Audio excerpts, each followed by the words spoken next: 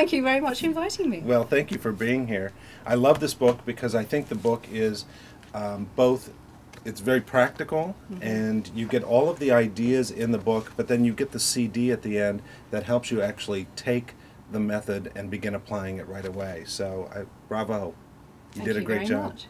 My first question for you is, what's a nice girl like you doing self-hypnosis or hypnosis techniques for people? I got into hypnosis 20 years ago when I was with the Ministry of Defence in the UK, so I can't talk about it. I was actually with the MOD.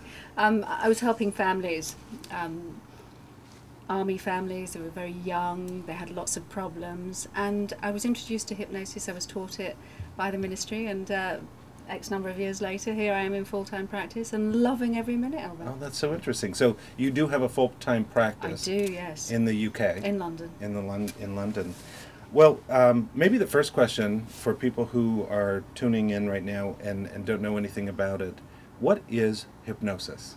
Hypnosis is a state of focused attention where you can get what you want and stop fooling yourself.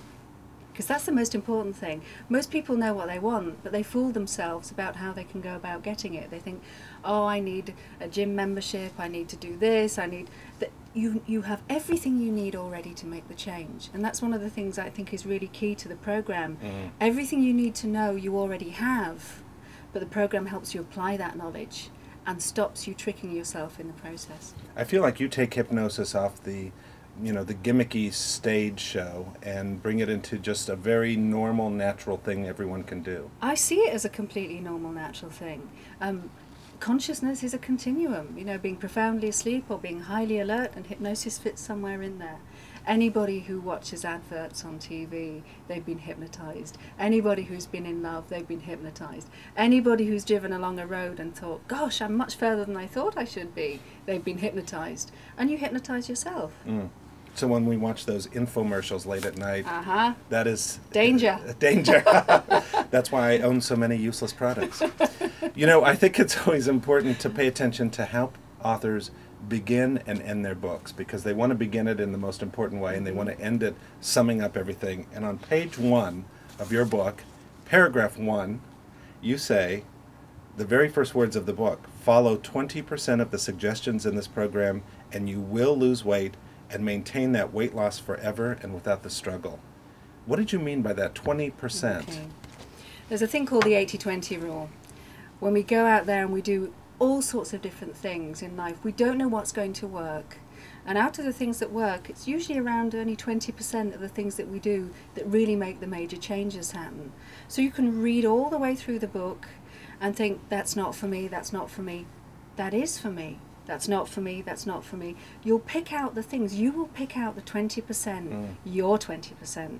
So actually, you're not doing much of the program. You're only doing your part of the program. So it's customized in Totally a sense, customized. specifically for you. You are customizing it to yourself. When you speak about weight loss in the book, you talk about the fact that it's not just poor eating habits and lack of exercise that cause us to have weight issues. There are other causes as well. There are a number of other causes. The main thing is your history. Your history dictates your habits and it dictates your moods. And what I get you to do in the program is to recognize that you don't need to carry on habits that are relevant to your history. You don't need to keep carrying the moods over. Because when you pull those away, you remove false hunger and you respond to true hunger instead. So you're eating when you're hungry, you're enjoying what you're eating, you're not doing stressy eating. So I think it's very important to recognize that mood is really important in the way that we eat and how we relate to ourselves. So have you had personal experience using this technique for weight loss? I certainly have. Yeah? I think every woman and many, many men recognize that weight is an issue. And it's more about how you feel about yourself. It's not that you necessarily need to be skinny, but you need to feel good, you need to feel healthy. And being at a good weight is representative of feeling good about yourself. You feel more motivated, you feel more energized. And if you don't feel at the weight you should be, then you don't want to do these things. So it's interesting, when people make the change and they lose the weight, they want other changes afterwards. It gives you a huge amount of confidence. So I believe that getting your mind right first, then your body change will follow. One of the things I really liked about this book, another thing I liked about it, is the fact that this is basically a whole life approach. It's not just a gimmick, Yeah. do this and the weight will come off. It's really a whole life approach. Why is that so effective? When people talk about weight, they talk about weight control.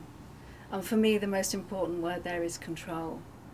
Because when you have control over your life, you're not obsessing about food. It's not the focus.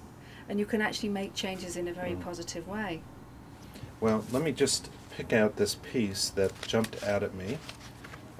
You write, once you have completed the program, your thought processes will be altered in such a way that diets will become a thing of the past. Is that what you're saying? Diets become a thing of the past because you relate to food differently. It's no longer your friend. It's one of the things that you enjoy. It becomes a pleasure. And I think that's really important for people to recognize that there are two different types of eating. There's the eating when you're hungry for food. There's the eating when you're hungry for emotion. And I separate the two off and help you, feed your own emotional hunger. Feel good about yourself. Feel positive about yourself. You don't need someone else to validate you. You validate you. And that's what I think is important. It's not about thinking yourself thin necessarily, but it's about thinking yourself in control. It's empowering. And seeing yourself then too. You talk about that, visualizing yourself in the way that you want to look. Being able to see yourself as you wish to be is one of the key things that hypnosis does. It helps you put that image into your mind, and your brain will start to work towards it by changing your habits. So here's a specific question about one of the techniques you talk about. You talk about detoxing. And the reason I bring that up is that's a big thing right now in the United States. People are detoxing like crazy. And you write, most people do not need to detoxify their bodies. Their lifestyles, yes. Their bodies, no. Yeah, what do you mean by that? One of the things that is that really is unspoken about detoxes is that they work short term. They'll help people lose the weight, but they don't give you the structure to maintain that weight loss. So if you need to do something for a very short period of time, maybe to get into a wedding dress or whatever it might be, people use a detox, and then they find that after that period of time, the weight starts to creep up. Detoxes in terms of food don't work, but detoxes in terms of the stressors in your life, they do work. In the back of the book, there's a CD, and the CD is divided into 3 parts. How do people use this CD to help themselves lose weight? Okay. There are 3 tracks to the CD. The first one is about the past. You listen to that once when prompted in the book. The second is about the present. You listen to that once when prompted in the book. The third one is about the future, and this is about reconditioning your habits, getting yourself very much into shape for making the changes, and that you listen to for 21 nights. So just before you go to sleep at night, you put the CD on and you listen to it, and you can fall asleep to it. And what that does is it takes the capacity to change into your dreams. So you can start to dream about who you're going to be, how you're going to be. And that's why it becomes very much an unconscious process. So that's the way that it works, very simply. And also if you need a top-up, you listen to the last track again. So it's there for you. Now that's a UKism, a top-up? A top-up. What would the expression be in America? I don't know, what's the expression? If you want to reinforce... if you need to recharge or if you need to... Yeah, so if you need to reinforce it, if you need to recharge it, you listen to the last track again. Okay, got it.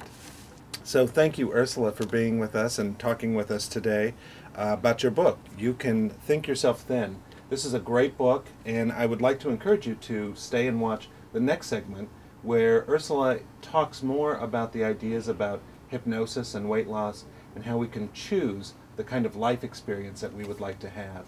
So thank you again for joining us, and we'll see you next time on Tarcher Talks.